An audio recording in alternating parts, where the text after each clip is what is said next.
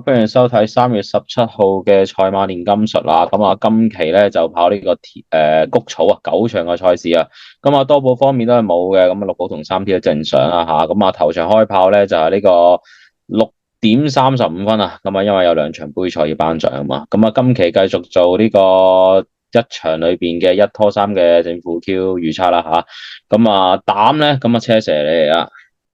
！Hello 大家好啊！嗱，今期咧咁啊4班1200咧係一個即係拆組嘅賽事嚟嘅，咁啊繼續咧喺呢啲4班谷草1200嘅賽事入邊咧，咁啊嘗試下推介啲馬匹俾大家參考下啦。咁先講馬膽方面咧，推介1號呢一匹嘅電圓之軀啊。咁其實呢隻電圓之軀咧，本身呢隻馬喺季內啦，喺文家良馬房嘅時候咧，咁都見到啦。其實減分工程咧，咁啊沿住即係季內個分數咧，慢慢咁減落去咧，經已係減到12分噶啦。咁啊直到咧440嗰場賽事入邊咧，咁啊跑咗第4名之後咧，咁啊倉主即係阿馬主咧就決定啊唔等啦，咁啊最尾咧拉倉拉咗去廖康銘度啊，咁啊近都大家都知啦，其實廖康銘咧對於一啲轉倉來頭嘅馬咧，例如今季嗰啲咩什麼炯炯有神啊呢啲馬嚟講咧，都會係比較重視一啲嘅，咁所以咧從個戰意上面嚟到睇啦，都相信咧會係即係轉咗倉之後咧即刻打快攻要交代嘅馬匹嚟嘅，咁啊先。即係再講多少啦？呢隻電圓之軀咧，我自己本身咧 mark 低呢隻馬咧，其實嚟自417嗰場賽事嘅。咁點解咁講咧？417嗰場咧，即係 TVB 賽事嗰日咧，其實你睇翻咧嗰一日嘅賽事入邊，特別是係轉彎嘅途程賽事啦，其實就真係唔係話太利一啲咧，即係貼欄放頭嘅馬咧，就會比較即係蝕底少少嘅。咁變相咧，你見睇翻啦，其實嗰日嘅賽事即係唔介意同大家數一數啲馬名啊，什麼人和嘉盛啊、和平波啊、威武年代啊、開心5月呢啲馬呢，就算你話全部都係擺咗喺前面走啊，貼欄嗰隻放頭馬呢，其實再出呢之後都可以交到一啲更加提升到一啲唔錯嘅名次嘅，咁所以呢，我即係。自己都會幾提高翻呢一日咧貼欄放頭馬嘅即係馬匹啦，特別是咧呢隻電圓之軀當其時咧跑緊嘅係田草14003班賽嚟嘅，咁啊大冷門身份啊跑咗個 pace，最尾咧都可以減分咧跑翻440嗰場賽事，咁啊睇翻啦440嗰場賽事又發生咗啲咩事咧？其實你見到咧分段個時間咧頭2段個時間咧都係會快過即係標準嘅時間嘅，咁見到啦即係領航才子同埋嗰隻城中勇士咧就能夠。即係喺早段咧貼欄慳咗嘅情況之下咧，喺嗰場賽事入邊後上穿 Q， 咁競馬心咧本身呢隻馬就大步均速啦，所以你話有少少步速咧，反而對佢嚟講會比較有利多少，咁變相呢隻電圓之軀可以喺即係一個。叫做快步速嘅情況之下咧，輸俾3隻咧賺咗嗰場賽事形勢嘅馬，有少少 anti trend 嘅味道嘅。咁啊，再加上啦，其實呢一組馬咧，什麼競馬一心啊，呢個城中勇士啊，呢啲馬咧，其實再出咧，甚至乎之後嘅獵寶勤咧，再出咧都可以交到 pace。就算你話贏唔到都好啦，嚟到季中尾階段咧，要求啊真係不能夠放太高噶啦。咁所以咧，結合埋今次啦轉倉啦，咁啊繼續配搭上面咧就會加強咗啦。咁啊用上咗呢個布紋啦。咁但係睇翻呢一場賽事咯，你話即係好快嘅馬呢，唔會話太多嘅啫。咁啊預計呢，可能外檔嗰隻幸運福星會早段快少少。咁但係電圓之軀呢，咁啊即使孭住呢個135磅排咗個2檔呢，咁所以我自己都覺得喺個即係跑法上面呢，可以主動少少嘅。如果外邊嗰隻幸運福星真係好快 cut 埋嚟同你鬥搶嘅話，咪鬥一鬥住先咯。咁啊守住個波斯位同佢鬥衝一段。即使喺上一手馬房呢，都試過用呢一招嘅。咁如果外邊嗰隻馬唔同你傻嘅話呢，咪自己放頭。咁啊，當然布文嘅放頭嘅功力咧，大家今季都睇過佢嘅功力㗎啦，咁所以咧都唔使話太過擔心。咁啊，馬膽方面咧，先推介1號呢一匹嘅電圓之軀啦。係啊，咁啊呢個電圓之軀啦，馬膽嚟講就固然係噶啦，咁啊上場咧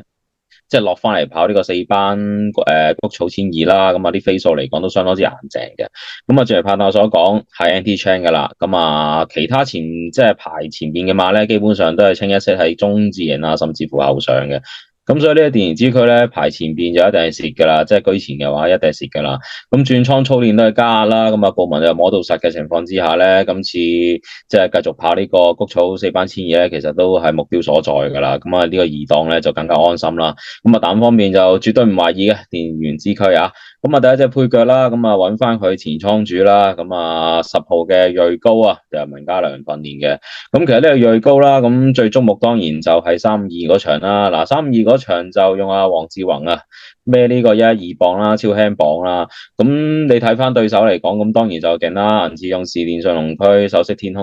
空上到3班都差啲贏啦。咁當然佢叫做賺咗少少步速嘅情況之下咧，咁啊叫輸一個馬位。咁但係你對住啲首飾天空即係3班都贏得嘅馬，咁所以呢一隻鋭高咧喺呢個4班咧，只要就到佢一啲形勢咧，就會交到表現嘅。咁上場啦，無啦啦轉過去田草咧，其實都係洗底嘅味道嘅。飛數方面唔會話太過着眼啦，咁啊都係11倍嘅啫，就唔係太重嘅。咁啊又係擺前邊，咁啊今次就賺唔到步速啦，4-1個場，咁啊輸呢個4個零馬位啦。咁其實我都幾中意文家良呢啲馬咧，就係試準咗之後咧，就專登就去其他場口就隔一飛。咁啊今次咧翻嚟呢個谷草咧，個着眼點又唔係用黃志宏啦，就係用潘明輝。咁啊，因為我都講過好多次啦，文家良啲班底馬好多時咧都會揾阿潘明輝咧去搏殺嘅。咁同埋正如拍檔所講，呢一場嘅步速咧唔會話特別快嘅。咁所以呢一隻銳高咧會唔會嘗試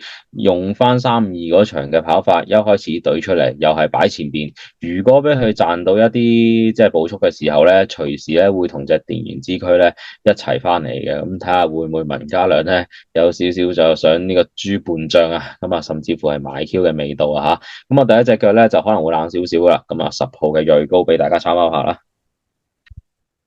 冇錯啦，其實我自己咧，真係都幾喜歡銳高呢隻馬嘅。咁不過上一次4-1-1嗰場賽事咧，跑完之後咧，發現咗喘鳴啊，呢個都會係一個比較大啲嘅問號。咁但係睇翻個操練上面咧，咁啊你見到佢唔係話即係完全唔見晒嘅。咁啊騎咗幾日機場之後咧，其實啲操練咧都係如常嘅。即使你話即係上咗從化試嗰課習咧，咁但係忽然之間好似斷咗咁樣啦。咁但係本身呢隻馬咧都唔係話跑快放嘅。咁你試習嗰陣時懟咗出嚟咧，咁可能末段減弱咧都係理所當然。亦都可能從個賠率上面咧，咁啊扮廢一鋪啦，咁可能又會隔翻即係見大家為佢好似試習麻麻地咁樣喎，又可以有少少冷啲嘅飛數俾大家參考。咁但係又係咁講啦，嚟到季中尾階段咧，體力都係一個非常之重要嘅優勢。咁樣回一回之後咧，分分鐘比起其他馬咧，特別是即係出得密嘅馬匹嚟講咧，可能都會賺多少體力嘅優勢啊。咁早段咧，如果擺前多少走咧，可能會賺到個步速形勢之下咧，係一隻冷腳嘅參考嚟嘅。咁啊〜第二隻腳方面咧，我自己中意5號呢一匹嘅越進知己嘅。咁啊今季咧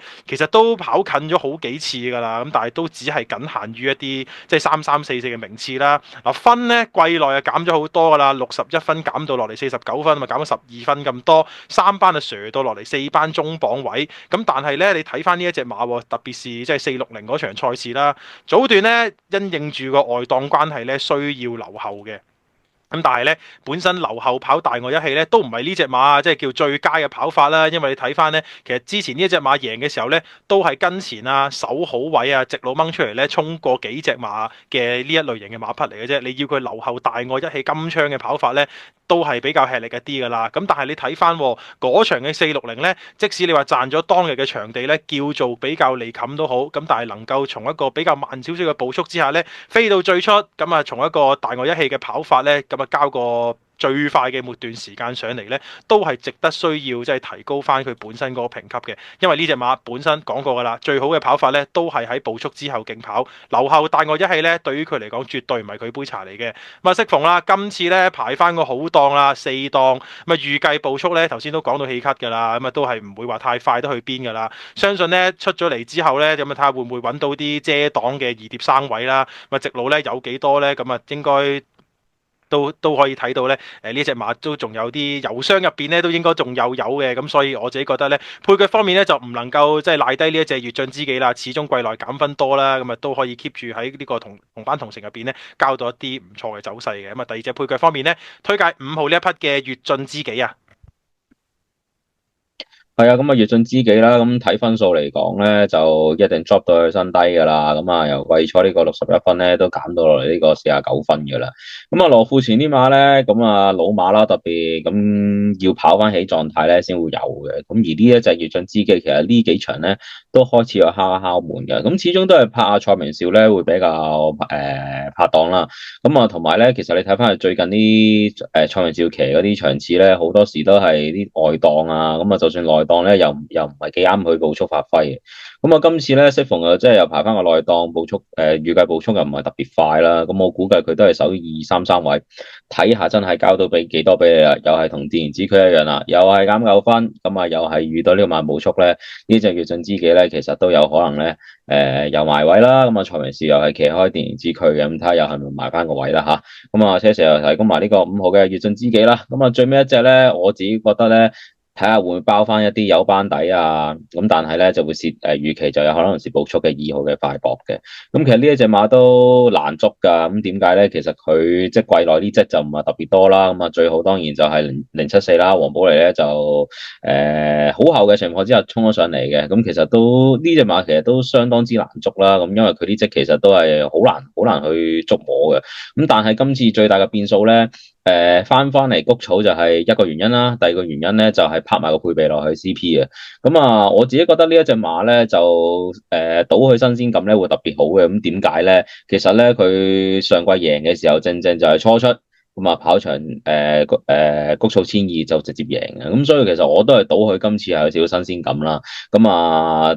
田草轉過嚟谷草，跟住再加埋個配備，同埋咧呢一隻馬咧，你數下。好耐都冇跑過4班啦，咁啊上場試完呢個田草1004之後咧，轉翻過嚟夜馬路程咧，俾幾個新鮮感落嚟咧，